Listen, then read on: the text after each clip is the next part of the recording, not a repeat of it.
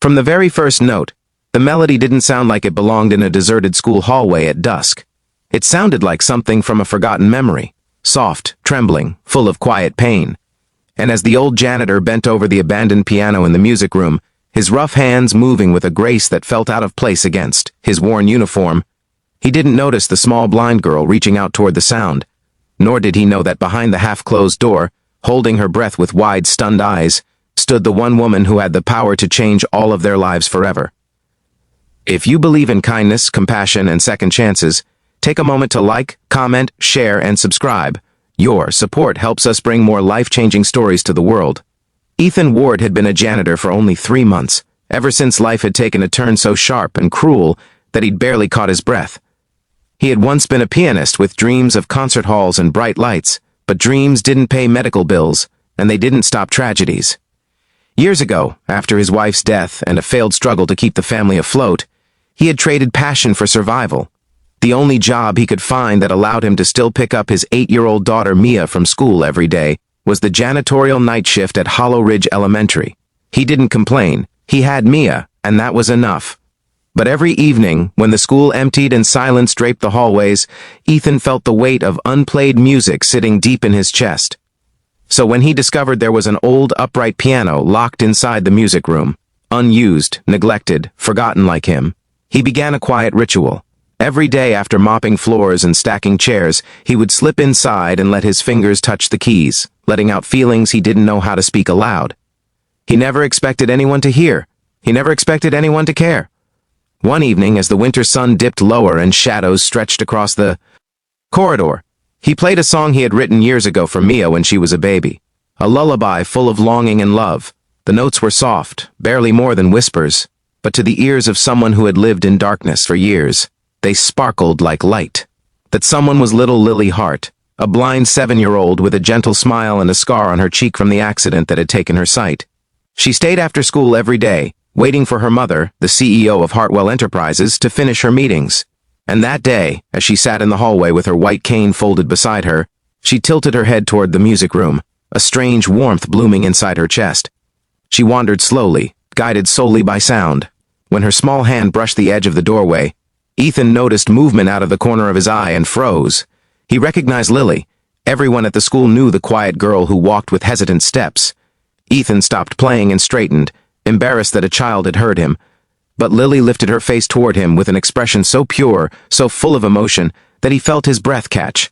She asked softly, not in words, but in the way her hand hovered, in the way her tiny shoulders trembled, if she could come closer. He nodded even though she couldn't see, then gently guided her hand to the bench. From that moment, everything changed. Lily loved the piano. It was one of the few things in her world that didn't vanish when the accident took her sight. Her mother had removed anything dangerous, anything that reminded her of the past, and music had been one of those things. But here, in this quiet room scented faintly of old wood and chalk dust, music wasn't danger. Music was freedom. Ethan taught her to feel each key, to memorize the landscape of the instrument as if it were a map leading her somewhere safe.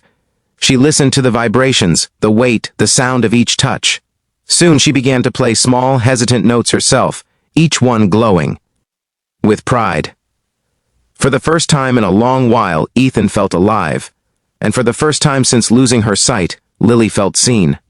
Neither of them knew that Lily's mother, Danica Hart, a woman known for her iron spine, sharp decisions, and cold tone, was standing just outside the room, watching everything unfold through the narrow crack in the door.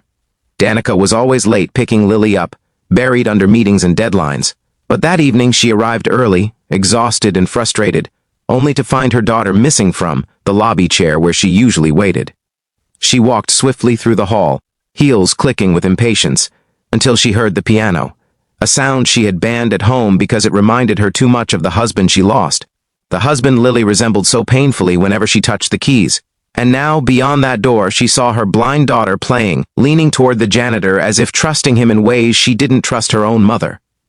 A single tear slid down Danica's cheek before she could stop it. But she didn't intervene. She simply watched. Days turned into weeks, and every afternoon Lily would wait eagerly for the moment she could slip into the music room with Ethan. They didn't talk, not in the usual way, but they felt each other's emotions in the music they created. Ethan was always gentle, patient, guiding her hand when she hesitated, letting her find confidence in each small success. Lily's world grew brighter even though she couldn't see, and Ethan's world grew bigger even though he owned nothing more than a small apartment and a heart full of scars. What neither of them knew was that Danica was watching every single moment. She needed to understand why her daughter was smiling for the first time in years. She needed to understand who this man was, whose touch looked so kind. She needed to understand what she had been missing in her pursuit of money, power, and control. The day everything changed was a stormy Friday evening. Rain hammered against the windows and thunder rolled like a warning. Ethan was exhausted. Mia had fallen sick. Doctor bills were piling up again, and he had spent the entire morning trying to negotiate payment extensions he couldn't afford. But when he heard Lily stumble into the room, her usually calm expression shaken, he forced a smile he didn't feel. Lily told him, again not with words but with trembling fingers and soft notes, that something was wrong at home. Her mother had shouted that morning not at her, but at the world. Lily felt it. She always sensed her mother's sadness hidden beneath harshness, and when Ethan played something soft and comforting, she leaned against him, letting the sound drown out everything else. For the first time, Ethan's hands hesitated on the keys. He understood this kind of pain, children carrying burdens too heavy for them. So instead of playing something gentle, he played something strong. A piece full of rising chords and hopeful crescendos, a piece that said, "You are not alone." Lily held on to every vibration, letting hope settle in her chest like a tiny flame. And that was the moment Danica walked in. This time she didn't hide outside the door. She stepped inside, her eyes glistening, her breath unsteady. She had spent weeks watching from afar, weeks listening to the music fill her daughter with joy. But that night, seeing Lily leaning against the janitor, this man whose uniform was worn, whose hands were rough, whose eyes carried stories she didn't know, something inside Danica shattered. She realized she had been wrong, about Lily, about music, about what her daughter needed, about what she herself needed. She watched them finish the final notes, neither noticing her yet. And in that moment, she saw something she had missed through years of chasing success. Kindness. Quiet, patient kindness. The sort of kindness that didn't ask for anything in return. When Ethan finally noticed her in the doorway, he jumped to his feet, embarrassed and frightened. He apologized, thinking she was angry, thinking he had crossed a line, thinking this would be the end of his job and the only stable thing in his life. But, instead of anger, Danica's face softened in a way she hadn't allowed in years. She thanked him, her voice trembling with sincerity she rarely showed. Thanked him for giving her daughter something she could not, hope, confidence, light. Ethan bowed his head, unsure how to respond, but Lily reached for his hand and whispered his name, letting him know he had become someone important to her, someone who mattered. And that was the beginning of something none of them expected. From that day on, Danica began arriving early, not to spy, but to listen. And then something even more unexpected happened. She began helping. At first awkwardly, standing by the wall, unsure of where she fit. But slowly she moved closer, learning how to guide Lily's hands, learning how to let herself feel again. Through music, they became something like a family. Strange, unlikely, imperfect, but full of warmth. Danica and Ethan talked about their struggles, their fears, their losses. They found comfort in each other's honesty. Lily and Mia grew close too, two little girls healing wounds they never deserved to carry. One evening, long after winter had turned to spring, Danica walked into the music room with a letter in her hand. An acceptance letter from a foundation for blind children offering Lily a full scholarship for advanced music training. But the scholarship required a parent or guardian to accompany her for evening sessions. For years, Danica had been too busy to make time for such things.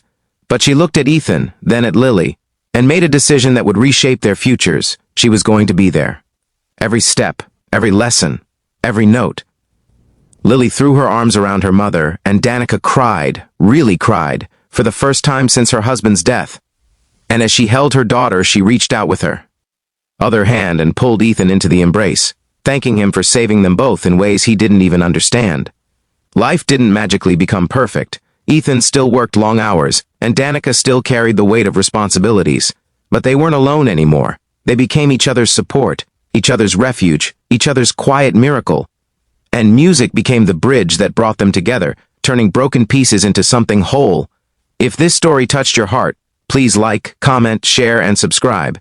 Your encouragement helps us keep creating stories that inspire and heal. Before the ending, please comment below. What part of this story moved you the most?